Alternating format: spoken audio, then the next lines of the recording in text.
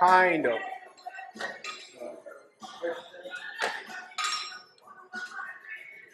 Kind of.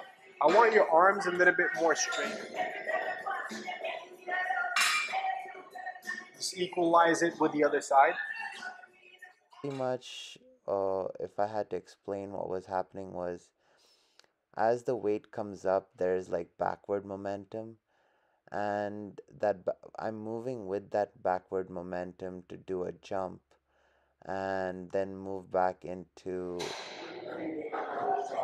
At a different gym today. If you guys watched yesterday's video, you know that I said that I was working out with a subscriber today. So, and that's him. We're starting off with some pigeon stretches. Uh, yeah, he's in functional patterns certified trainer.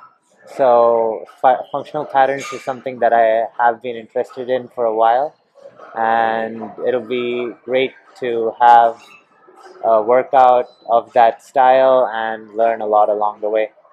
In any case, here's pigeon stretches.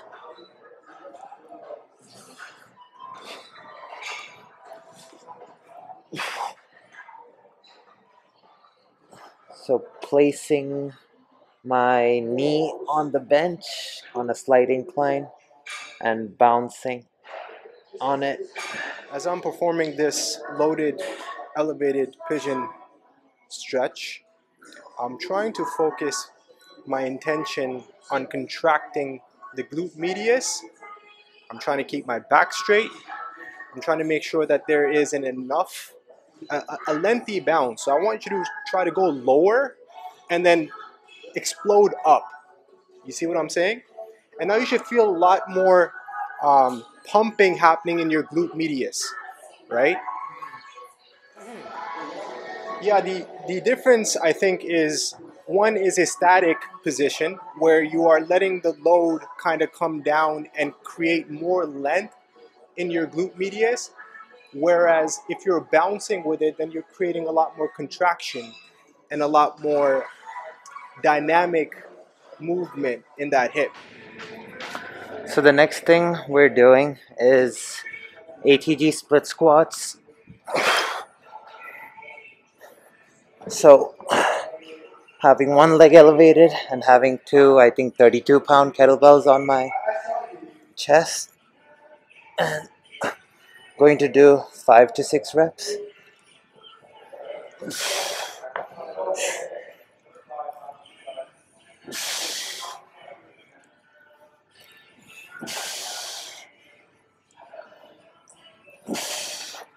And then going to do leg elevated stiff leg deadlift if I can catch my balance.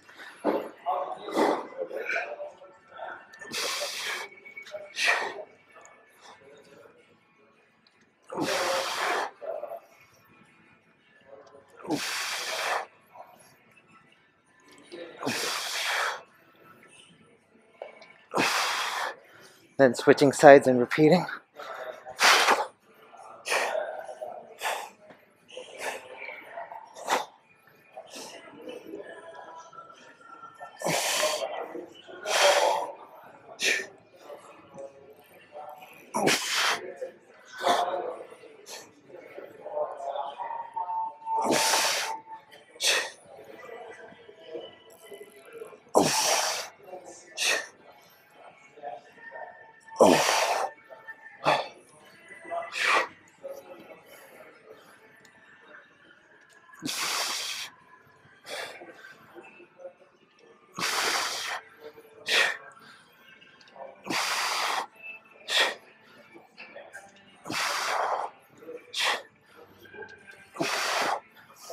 All right, just doing 2 sets of that, then on to the next thing.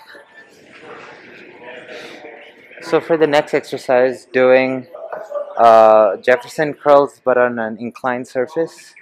So going to use this so having the feet on the inclined surface keeps the hamstrings in a stretched position so that when I go into a Jefferson curl, it further exaggerates the stretch. So slowly leaning forward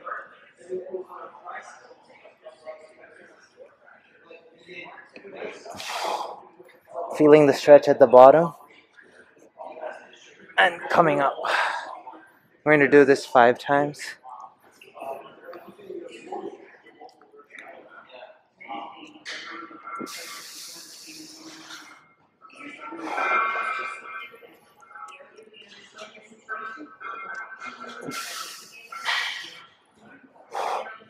Also, I'm rounding the back a little while doing it, which helps with spinal mobility.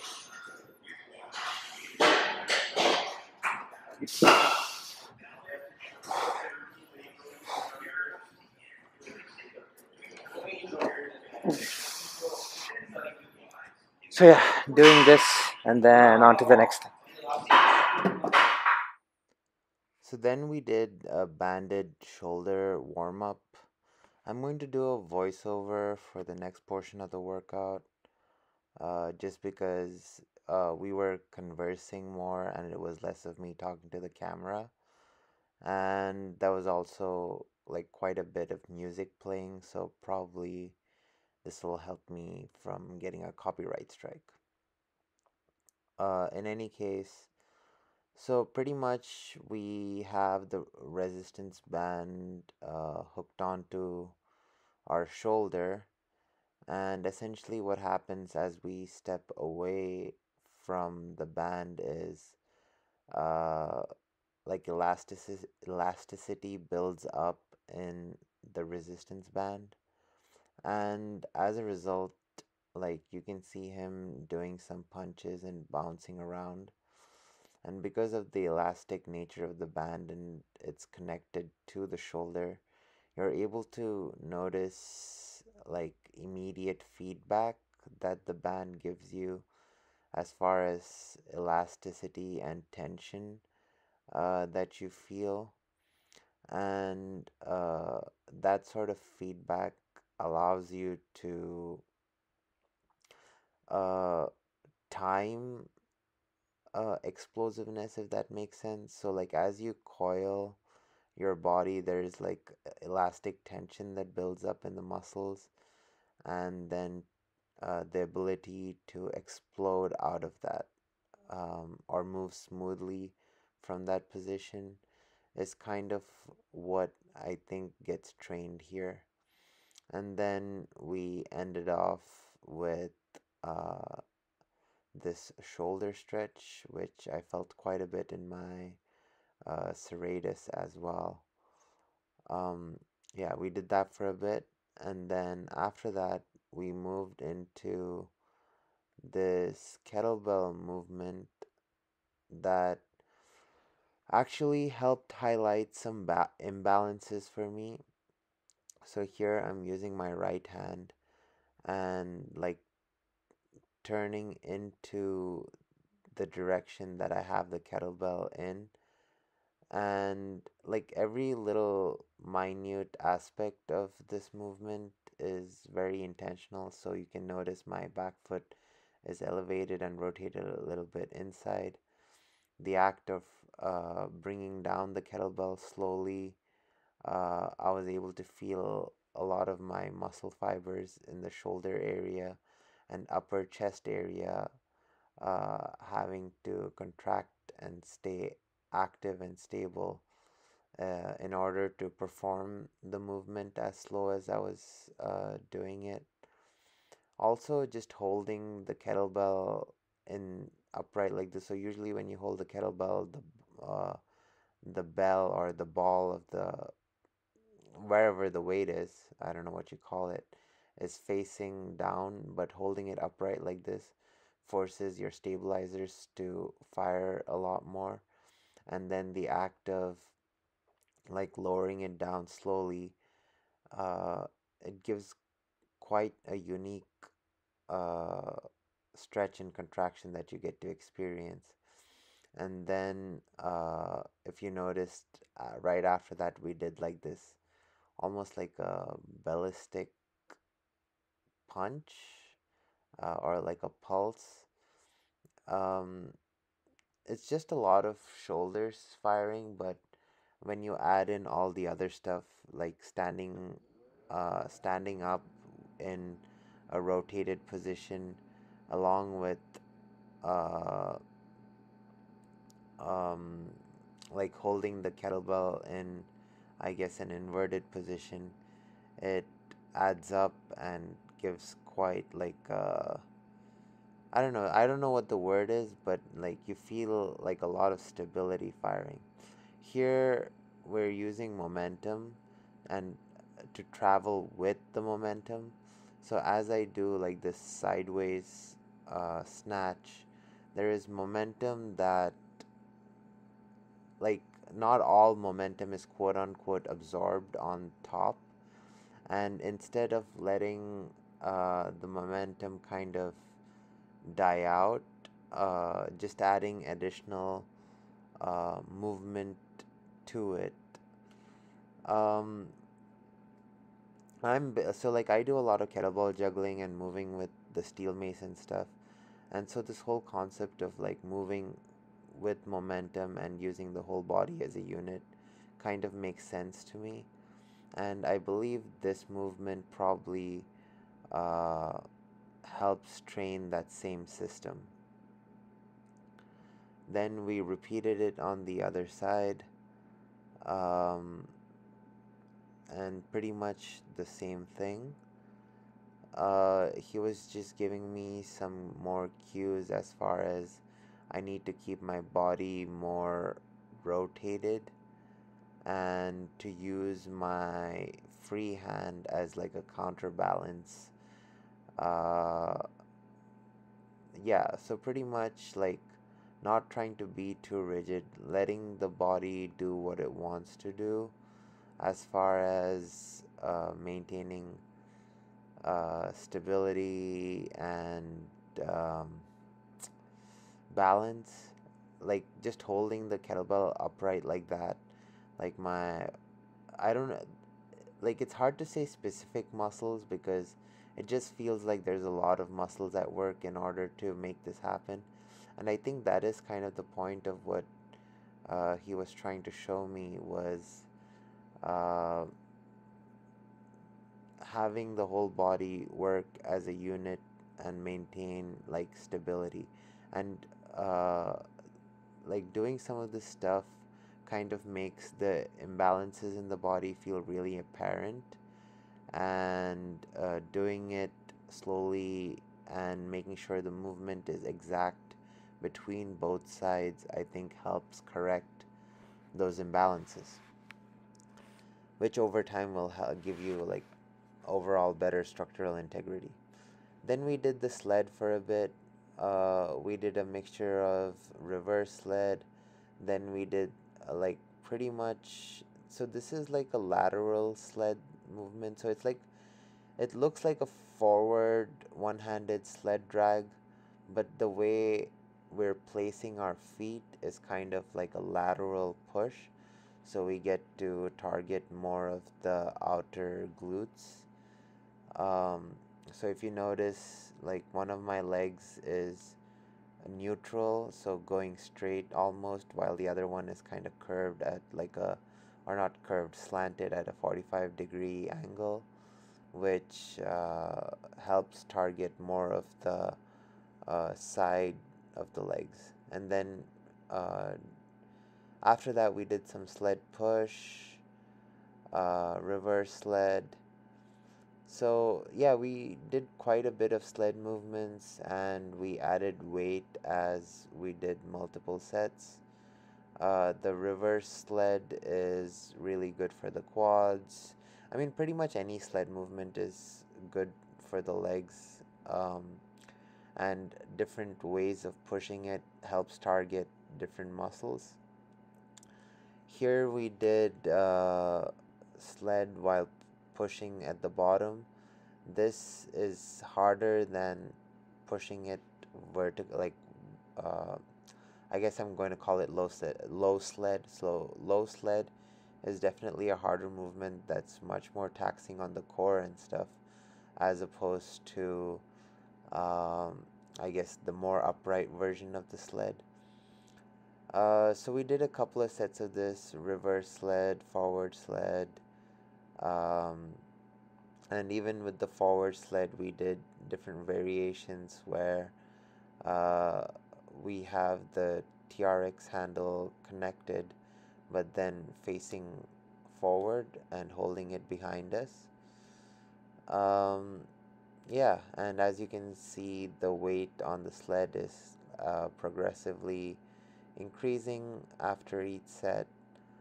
And after this, we did a circuit, um, which is what's up next. So like this part of the workout, he kind of had planned, but the circuit style of training with the sled was something that I do more of, and so I did, or I came up with a circuit that we could do, and that's what's up after this.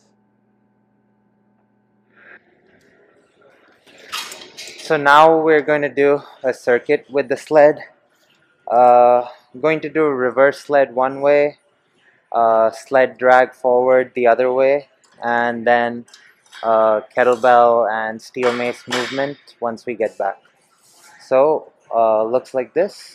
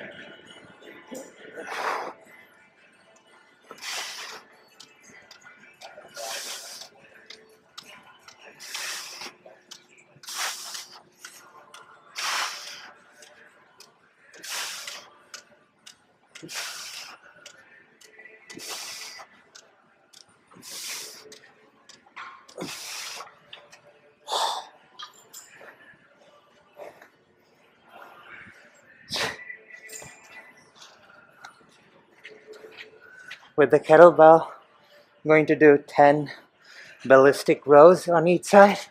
So row, leave, row.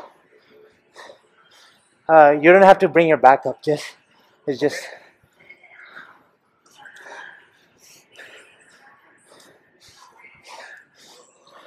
you're kind of pronating and supinating. Yeah.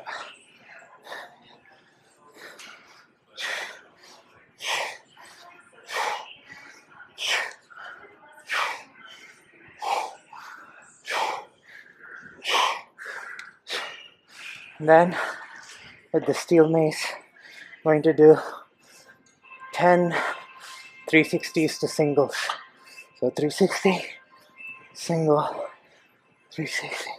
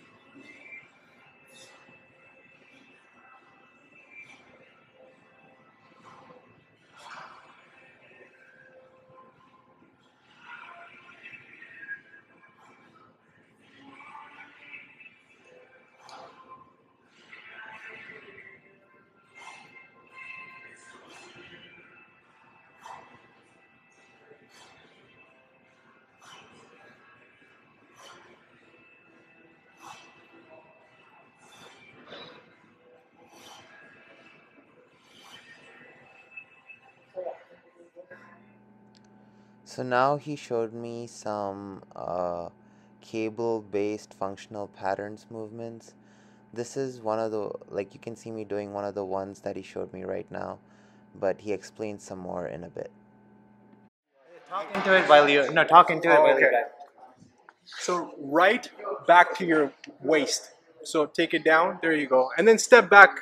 Start again. Find your leg placement. Shift your most of your like 70% of your weight on your front leg, 30% on your back leg. You're overextending a little bit. There you go. But that's not bad though. Now have it a little bit lower. In fact, let me pull down this one more. Maybe two more. Actually, hold on, three more.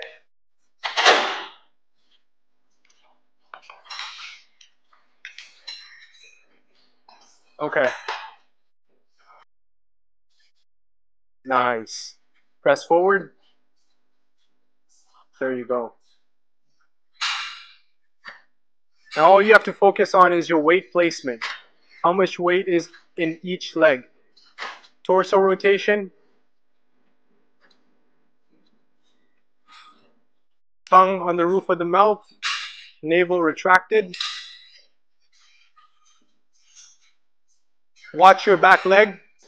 I want it more neutral. It's too far out. There you go.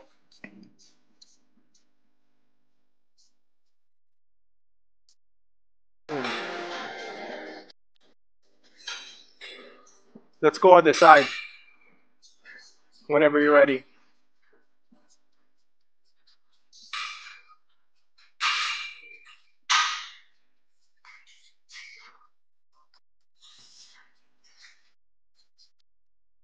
I have a more upright position, but still torso. There we go. Okay. Step forward. Navel retracted.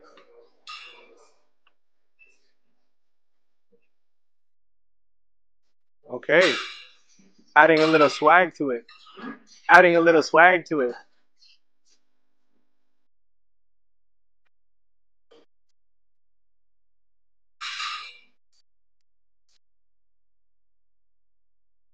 Okay, for now, I want you to press forward. So take a step forward and press forward. Oh, watch your leg placement. More of a split squat position. There you go.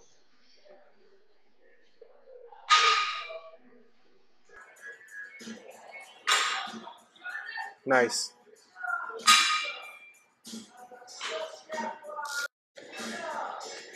Good.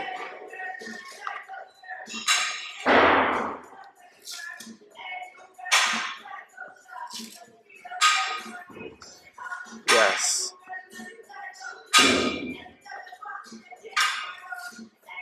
And this can start to feel pretty flowy. Okay. And then the last variation is simply the same thing, except we do a more of a, almost like a cable fly, but with one hand, right? So it starts same here, right? So that leg forward, yes, and then yes, okay. So the first step is the same, and now you're going into like a unilateral cable fly almost. So, well, grab it with both hands, and then completely twist your body so this handle is going that way. Kind of,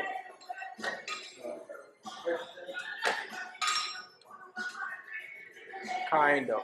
I want your arms a little bit more straight. Just equalize it with the other side.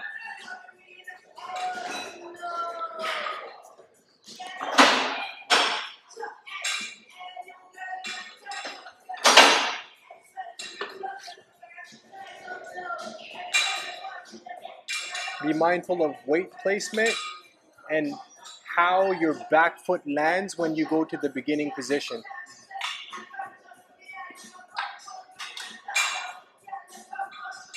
Watch your back foot, it's always going that way. I want more of a neutral split squat stance.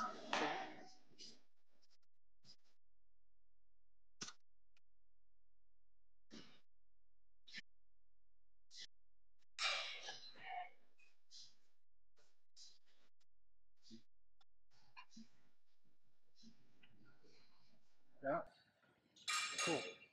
Why don't we So the music at the gym was pretty loud at this point, and yeah, it's probably better to do a voiceover for this portion. So he was showing me, I don't know, like if I had to put it in like common exercise terms, it's like a wood chopper. And I guess the variation to this is as I'm going up, like, or as the weight goes back to, I guess, the starting position, I'm also bringing my knee up, involving my hip flexors. And here he's giving me an additional cue where I need to do more of a side step lunge. And then as I'm doing the wood chopper, or I don't know, cable side twist, I have to rotate my back foot and sink its hips to kind of direct more force in that direction. So it's like all these little things of rotating at the hips and sinking at the hip flexors and stuff that makes a movement more efficient. And that's kind of, I guess, what the point is, to learn how to move more biomechanically sound. One of the things I remember him saying is, while walking, we often tend to think of it as raising or lifting our legs from the feet, or lifting our feet and the knees, as opposed to lifting from the hip flexor. And it seems like in functional patterns, these full body movements, they're paying a lot of attention to that concept of driving movements from the center of the body, which is where the hips are. And so, where I usually do movements like wood choppers and stuff, uh, I guess I don't pay that much conscious attention uh, as he does to how much the hip is involved. Like, I know the hip is involved and I do rotate at the hips, but I don't necessarily think I pay as much attention. And I think it kind of comes across where he corrects me, and like when I should be just moving in a straight line, like my feet tend to rotate much more exaggerated in whatever direction. And while that might not necessarily be bad, that I can externally rotate or internally rotate or whatever, I think the right way to move would probably be to be pretty neutral. Anyhow, in this portion of the video, he's showing me like a slightly more advanced variation of that movement, where as I do the wood chopper, I'm like jumping. So pretty much, if I had to explain what was happening, was as the weight comes up, there's like backward momentum, and I'm moving with that backward momentum to do a jump, and then move back into the wood chopper, which makes this whole movement much more flowy. And it seems like one of the things that I do that I guess goes in line with functional pattern stuff is the concept of using the whole body as a unit in a flowy way. So, like, I do kettlebell juggling, I do some steel mace flow and kettlebell flow, and with all of those, a lot of the movements require the whole body to be involved as a unit while moving with weight and transferring momentums. So, like with kettlebell swings and stuff like that, the force starts at the hip thrust and then moves into the rest of the chain. In any case, this is another movement that he showed me. Uh, so this if I remember correctly, is supposed to train gait. Gait, by gait I mean GAIT.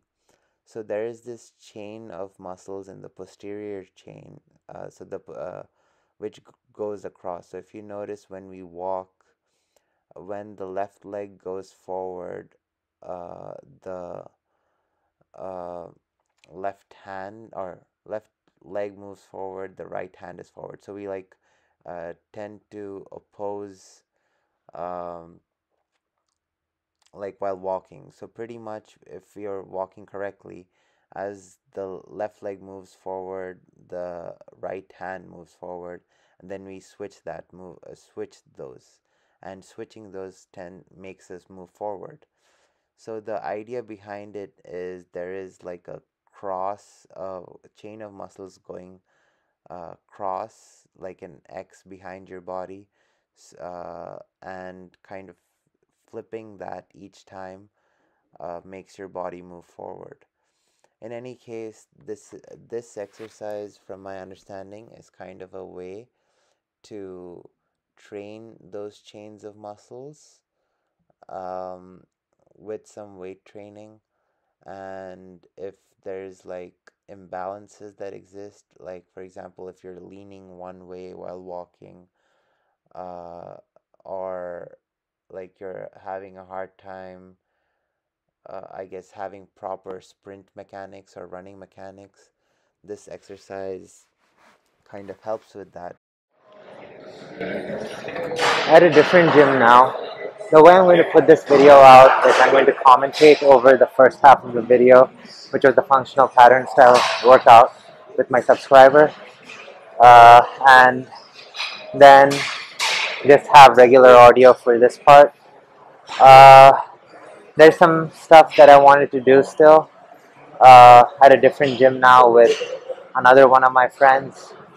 Uh, he was going to work out at this gym, which was close to the area that I was working out in. So he picked me up, and here we are. Uh, Starting off with alternate single arm sled rows, and then I'm going to finish off with some kettlebell movements. The white kettlebell is a 90-pound kettlebell, or 88 pounds to be exact, and then the purple kettlebell is, I think, 44 pounds. So first, single arm rows.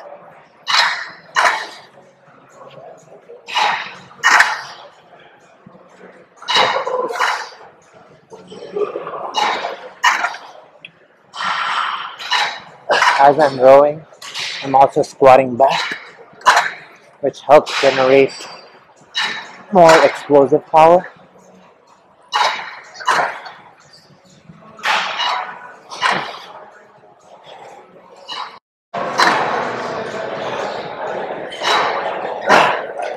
And then sled push back to the start.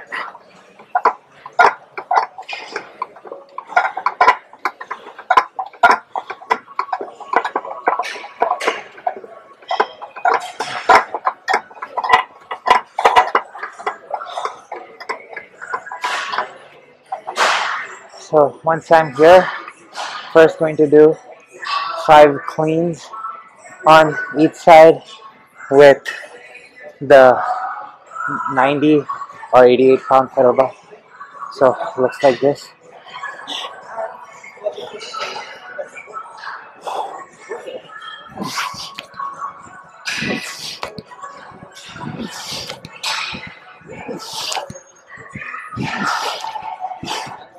Switching sides.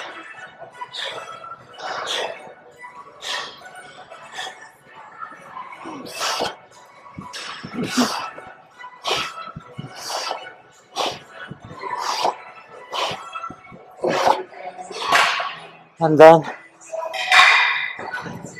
with the 44-pound kettlebell, I'm going to do 5 snatches on each side.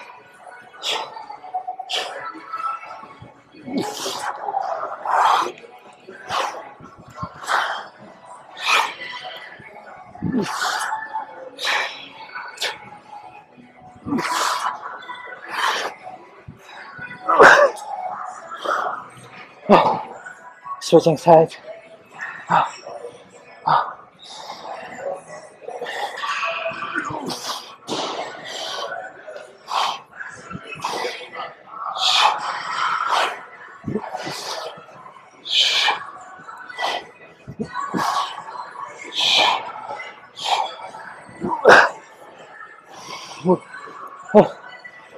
So yeah, doing this for 4 sets, then on to probably just one more thing before the end of the video. So ending off with a little bit of a mobility flow. So I did this exercise yesterday, but it was with my 25-pound kettlebell. They have 44-pound kettlebells like I used in the previous exercise, which are competition standard. Competition standard essentially means no matter what the weight, they're all the same size. And so, like, the kettlebell clean and snatch, the motion is kind of standardized. Otherwise, with other brands of other kinds of kettlebells, the size of the ball of the kettlebell increases or decreases, and so it feels different on the wrist, even though the motion is the same. But with competition standard, they all feel the same. In any case, yeah, so this is what I'm doing. So starting off with an alternate flip, figure 8 snatch, lunge to kneeling windmill.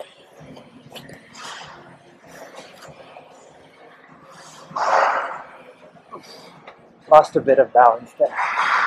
I was able to save myself because I'm used to the movement.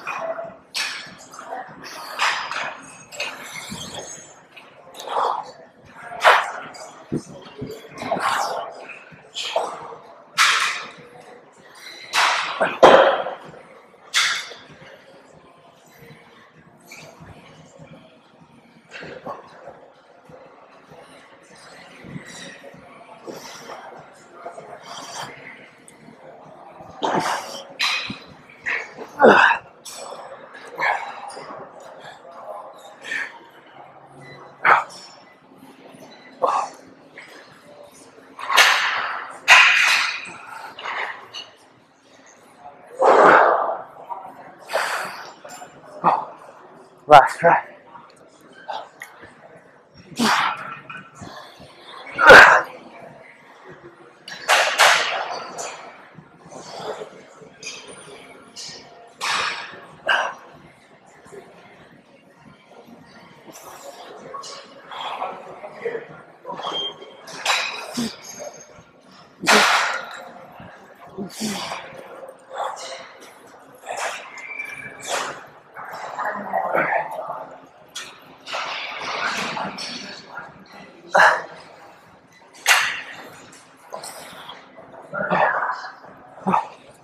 So yeah, we're going to do a couple of sets of this, then head to the sauna.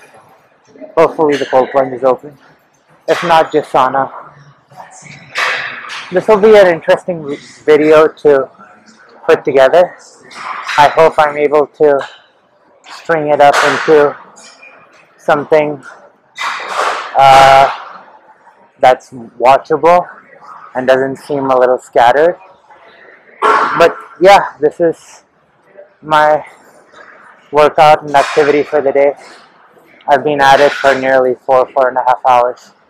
So 3 hours in the other gym, and about an hour and a half here. So yeah, it's been a long day. Gonna grab some food with friends after this and then head home. That's all for today's video. See you all tomorrow.